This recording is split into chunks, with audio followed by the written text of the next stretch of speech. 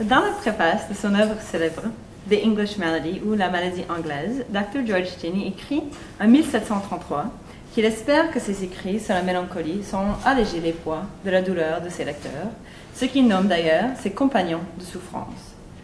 Comme beaucoup de médecins de son époque, Cheyne fonde sa carrière sur le traitement des troubles mentaux, une maladie répandue au XVIIIe siècle.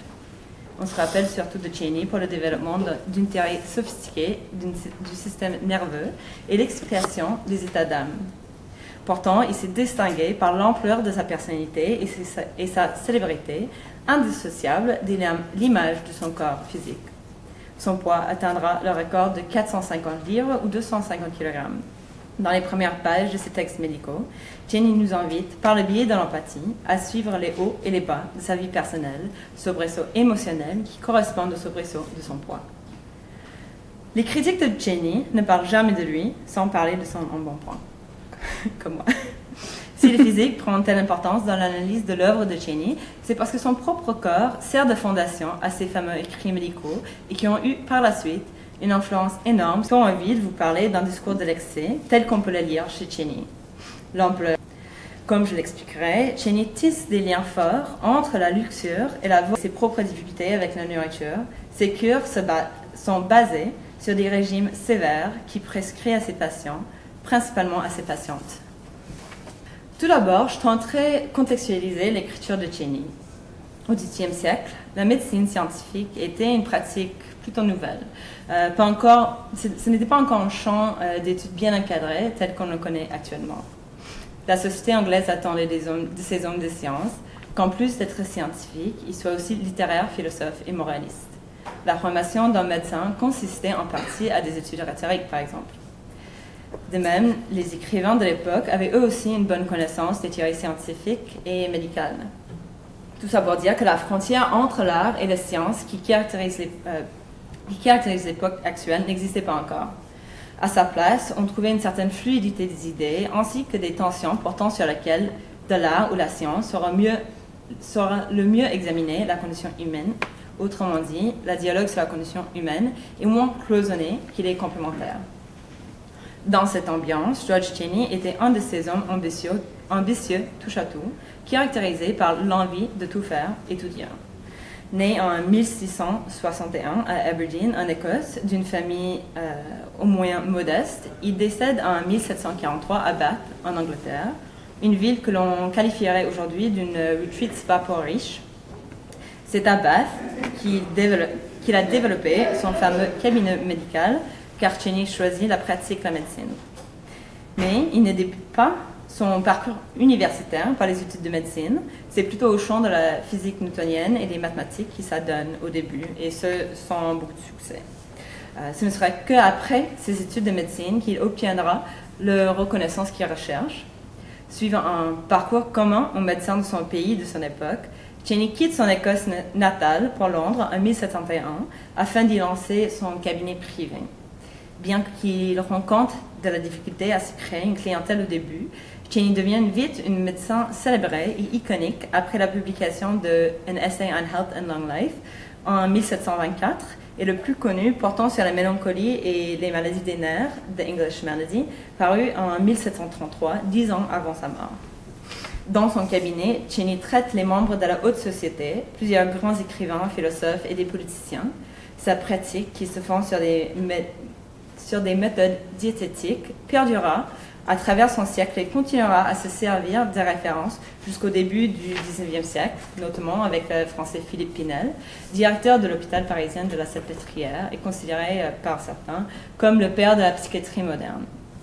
D'un point de vue littéraire, s'attirer des nerfs au sens d'état mental a donné un vocabulaire à la notion de sensibilité, le langage corporel de l'émotion, qui est une piste que je développe plus profondément dans ma thèse.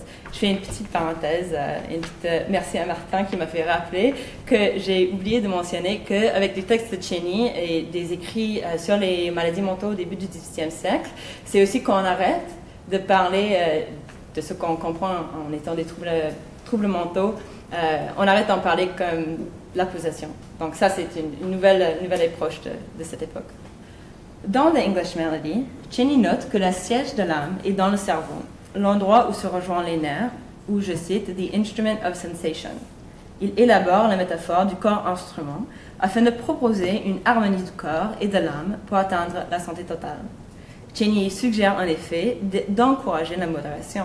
C'est elle qui permet de jouer les bonnes notes, de trouver la bonne mélodie du système corporel. En cela, l'idée sous-entend une communion entre le corps et l'âme. Pourtant, alors qu'il développe cette idée, on y croit un peu moins facilement. Plus tard, il revient à la métaphore du corps-instrument de musique pour dénigrer l'option de jouer avec son propre corps. Tandis que le musicien, selon le propre terme de Cheney, peut jouer de son corps-instrument, il faut se méfier des influences extérieures. Mieux vaut donc suivre les règles d'une maître du corps, chef d'orchestre, qui est bien sûr le médecin, c'est-à-dire Cheney lui-même. C'est avec ce propos que Cheney entame son discours des passions, les états d'âme, qui organisent le corps, mais qui sont en fait presque toujours trompeurs. Cheney écrit à un moment où la conception mécaniste du corps, l'idée que le corps est un système de tuyaux et de fluides maintenus en équilibre, prend le relève sur l'ancienne théorie hippocrate-galénique des humeurs, qui postulait un corps organisé par les 4 humeurs, le bien jaune, le bien noir, le phlegme et le sang. L'image que Cheney donne du corps anticipe donc la compréhension actuelle du système nerveux et circulatoire. Pour Cheney, le corps est fait d'une quantité innombrable de tuyaux, de fluides. Pourtant, bien qu'il soit en avance sur la physiologie et améliore les théories des humeurs, la conception du corps de Cheney reste vertigineuse. Il décrit un corps glissant, difficile à saisir. Je cite, « perpetually running, gliding, or creeping forward, or returning backward in a constant circle, and sending out little branches and outlets to moisten, nourish, and repair the expenses of living. » Justement, Cheney parle d'un corps pris en otage par le quotidien, ou comme il le dit, qui doit être soigné en vue d'une coûte de la vie quotidienne. Sa médecine est alors un remède aux blessures de la vie. Mais de quoi parle-t-il quand il se réfère aux blessures de la vie? C'est en fait l'appétit qui joue un rôle décisif dans la santé. Or, les passions sont à la fois corporelles et incorporelles, et quand elles sont mal gérées, ça encourage la maladie. Ces états similaires à l'idée contemporaine des émotions établissent le lien entre le corps et l'âme. Dans un sens, le corps, les besoins corporels ou les passions physiologiques peuvent exciter ou déranger l'âme, tandis qu'au contraire, le caractère de l'âme peut apparaître sur le corps ou dans le corps à cause de l'intensité spirituelle des passions. Ce discours des passions est circulaire, parfois difficile à saisir et sûrement contradictoire. On perçoit souvent des paradoxes dans les diagnostics des troubles mentaux quand, par exemple, symptômes et remèdes se confondent. Mais je n'élabore pas ce point dans le reste de la présentation, mais peut-être je peux clarifier tout à l'heure. Donc, avant d'élaborer un peu ces idées sur les passions, je note d'abord sur les termes décrivant les troubles de nervosité ou la santé mentale. Il y a l'hystérie, l'hypochondrie, la mélancolie, les vapeurs, la folie, les spleens, etc. Pour l'époque, ces termes ont un sens à la fois précis et ambigu. L'hypochondriaque ou le mélancolique est un homme souvent trop intelligent, artistique, sensible, érudite et souffrante de cette intellectualité, tandis que l'hystérique est une femme sursensibilisée, émue, pensive. Un point commun entre les patients hommes et femmes souffrant de ces troubles mentaux et surtout leur classe sociale. Selon les préjugés de l'époque, les troubles mentaux n'affectent que des corps sensibles et des âmes sophistiquées. Ça, c'est plutôt un discours de la mélancolie que la folie qui est un peu différente aussi. Donc, mais selon ces préjugés de l'époque, les troubles mentaux n'affectent que des corps sensibles et des âmes sophistiquées qui ont le temps de se dédier à une quête artistique et intellectuelle ou tout court de s'ennuyer. Les classes laborieuses étaient perçues comme bien trop robustes pour subir des troubles nerveux. C'est donc un discours fier, élitiste et sélectif qui se crée autour de la nervosité. Les théories médicales se font l'écho des changements économiques qui surviennent au XVIIIe siècle anglais. En fait, le fait que la médecine se développe en parallèle de l'émergence en Angleterre d'une classe moyenne ou consommatrice n'est pas particulièrement anodin. Il y avait un marché dans le traitement des maladies dites de mode qui étaient les maladies nerveuses et, au-delà de l'intérêt scientifique, une niche des clients aisés qui pouvaient se permettre de payer les honoraires du praticien. Plus encore, des critiques comme Ken Albala et Anna Richards proposent à leur tour que l'émergence de la classe moyenne a produit des individus qui pouvaient enfin se soucier de ce qu'ils mangent, ce qui nécessitait un surplus de revenus à dépenser. En accompagnant cette émergence, les médecins avaient donc la possibilité de capitaliser sur ce nouveau marché. Au lieu de continuer à soigner les patients avec les saignements, un concept émanant de l'ancienne théorie humorale, de plus en plus de médecins prescrivaient des régimes et prennent le contrôle de l'appétit, incluant d'ailleurs des purgatifs pour déclencher des vomissements ou des diarrhées. Ce maintien de la santé par l'évacuation exige par ailleurs un suivi régulier avec le médecin. Elle a écrit d'ailleurs que les nombreuses thèses écrites en Angleterre et l'Europe continentale sur le danger de la corpulence, selon le terme de l'époque, que ça démontre qu'il est possible de suggérer que le médecin du XVIIIe siècle introduit ainsi la peur de la chair à travers un discours moralisant, s'inscrivant ainsi en pathologiste de l'excès. Il note en prenant comme exemple la thèse de médecine diététique de l'allemand Karl Christian Lessner, écrite en 1700, qui recommande de se défier de la rondeur comme symbole de beauté. Je cite, "Praise of obesity can be easily disparaged if we weigh the dangers." Les dangers visés ici incluent par exemple le blocage des tuyaux du corps, de sa mécanique, par l'excédent du gras. Cheney soutient la notion selon laquelle l'excès de la chair introduit le désordre dans le corps. Il identifie comme faisant partie du problème la luxure et l'influence gastronomique des colonies qui incitent à un certain laisser-aller à table. L'évocation des colonies nous ramène d'ailleurs à la question du contexte économique développé précédemment. Il est composé, bien sûr, des préjugés racistes. C'est aussi notre point que je dois laisser de côté pour aujourd'hui. Si Cheney propose que le siège de l'âme est dans le cerveau, le siège de la nervosité, pour lui, est plutôt dans le ventre ou aussi dans l'utérus pour les femmes. Selon les théories du XVIIIe siècle, l'abdomen, le ventre et le bas du buste marquaient la frontière entre le corps et l'âme parce que c'est de cette région qui semblaient venir les pulsions déclenchantes, les passions. Cheney prescrit donc la diète pour libérer le corps de l'intérieur, pour, en sens, dresser la mécanique du corps. Du point de vue médical de l'époque, les passions et l'appétit ne sont pas très différents. Ils sont même presque des synonymes. Et souvent, dans les textes médicaux, ils se confondent dans l'appétit et les passions. Les passions colériques, amoureuses ou mélancoliques, à la fois émotion et état de l'être, influencent de différentes façons l'appétit, qui est une manière de dire les désirs très profondes. C'est dans cette perspective que Cheney voit surgir le danger. Dans sa pratique, il cherche à calmer ou à abaisser les passions dites élevées ou high avec les régimes stricts semi-végétariens qu'il appelle lowering diets, cures d'abaissement. Ces régimes consistent en des aliments considérés comme calmants, le lait et les noix, et l'abstinence de viande, par exemple, connue pour ses qualités de robustesse, autrement dit libidineuse. Il décourage la consommation d'alcool et des aliments épicés venus des colonies et qui commencent à entrer dans le goût, ou encore les plats en sauce trop riches venus de France. Si la mélancolie est une maladie anglaise, selon ces termes, la cure est de combattre l'influence d'autres nations par l'intermédiaire de l'alimentation. Bien sûr, cette idée peut être comprise comme la protection du corps, symbole et métaphore de la nation anglaise contre les forces extérieures étrangères. Cheney défend ces méthodes par l'anecdote personnelle qu'il inclut dans son œuvre The English Malady. Il fonde sa critique médicale de la mélancolie sur la douleur qu'il ressent et qu'il associe à sa corpulence et plus encore à son propre appétit. Il détaille son impuissance face à l'appétit, qu'il identifie et décrit en longueur les repas compulsifs qui suivent les longues périodes de jeûne ou l'ingestion des vomitifs, les purgatifs soulageant son anxiété face à ce qu'il mange.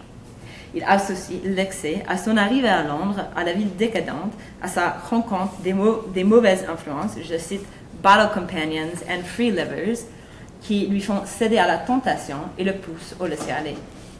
Sous l'emprise de la mélancolie, son poids symbolise son propre enfer. I went about like a malefactor, condemned, or one who expected every moment to be crushed by a ponderous instrument of death hanging over his head. Ce sentiment le remplace sur un chemin vers la pureté physique et morale grâce à une diète qui condamne l'indulgence, qu'elle soit gastronomique ou sociale, afin de retrouver un état de vertu, de conformity to the divine order. Le gras est l'image de la voracité immoraliste, de la lascivité et de la stupidité, censée démontrer la faiblesse du corps et qui va à l'encontre de la raison. Il faut d'ailleurs rappeler que quand, à cette époque, on parle d'un blocage physique, on ne réfère pas au cholestérol, aux artères ou à la santé cardiaque. On parle plutôt du blocage de nature intellectuelle et spirituelle entre l'âme et le corps. Les écrits de Cheney épousent l'idée que l'excès physique est le résultat d'une faiblesse morale, d'une erreur de la volonté face à l'appétit. L'excès du chair est donc la preuve, le marqueur physique de l'impureté de l'âme. Quand Cheney encourage ses patientes à exiger de soi l'abstinence le plus complète possible, on se demande ce qu'est le but véritable de sa méthode. Le 4 septembre 1733, il écrit à Lady Huntington, avec qui il partage une grande amitié religieuse, que le progrès de son régime dépend de son courage et de sa persévérance à immuniser ses appétits. Her ladyship sees and owns that all her symptoms lessen and decrease, and she well knows that what will lessen will at last entirely destroy and conquer, but give it time. Il nomme l'appétit deceitful, menteur et tentateur. Il a personnifie le dissocié du fonctionnement normal du corps par le biais d'un vocabulaire guerrier. L'appétit est l'ennemi. Cheney prétend que ceux qui écoutent leurs besoins corporels s'avancent vers le désastre. Comme il écrit, « He who lives physically must live miserably ». Trop manger est un péché, et ceux qui ne suivent pas les bonnes règles de la diète ou de contrôle de soi sont, comme il écrit, « guilty of a degree of self-murder, and consequently the greatest crime he can commit against the author of his being, c'est-à-dire qui commet une blasphème et coupable aux yeux de Dieu. » En effet, l'éloge que Cheney fait de l'abstinence est profondément religieux et spirituel. John Covini considère même que les conseils de nutrition qu'offre Cheney est l'un des premiers efforts consistant à faire de la diététique une discipline savante. La théorie de Cheney se base sur la nutrition de l'esprit, où bien manger pour être en santé consiste à choisir des aliments permettant de mieux appréhender l'âme et les passions. Selon Covini, on lit chez Cheney un ascétisme religieux qui nie les plaisirs sensuels et qui tente de se faire passer pour une méthode rationnelle ou qui propose une rationalisation du corps par la diète. Cacher le discours religieux sous un discours de bon sens relève d'une tentative d'introduire une façon cachée la religion dans la science. Cheney dissimule l'ascétisme dans la modération au point où le corps rationnel est le produit d'un équilibre résultant d'une méthode peu rationnelle qui, à l'excès jugé immoral, oppose un excès inverse. L'appétit est identifié à l'excès et c'est de cet excès qu'il faut se protéger en effaçant l'appétit, c'est-à-dire en faisant rupture avec le corps. Comme je l'ai déjà mentionné, l'influence de Cheney est importante, surtout au niveau de langage littéraire. Bien que je ne vous en ai pas parlé aujourd'hui, je prolonge ce travail en examinant comment les théories du corps de Cheney s'intègrent de façon directe et indirecte à la littérature, et je terminerai sur ce point. Ce n'est pas une coïncidence, à mon avis, si le grand auteur de son temps, Samuel Richardson, a fait de la mort par autoprivation de nourriture de sa héroïne Clarissa dans le roman éponyme une confrontation avec les propos de la philosophie libertine. Richardson était un des patients les plus assidus de Cheney, ainsi que l'éditeur de ses écrits. Mais bien sûr, il y a aussi un point de désaccord sur l'éloge de l'abstinence que Cheney fait. Je conclurai avec une critique cinglante, l'une de mes préférées, qui tente de déconstruire son éloge de l'abstinence. Il me semble que son contemporain, le Dr. Winter, résume tout dans son poème dédié à Cheney par les vers suivants. Doctor, one new prescription try, a friend's advice forgive. Eat grass, reduce thyself and die. Thy patience then may live. Merci.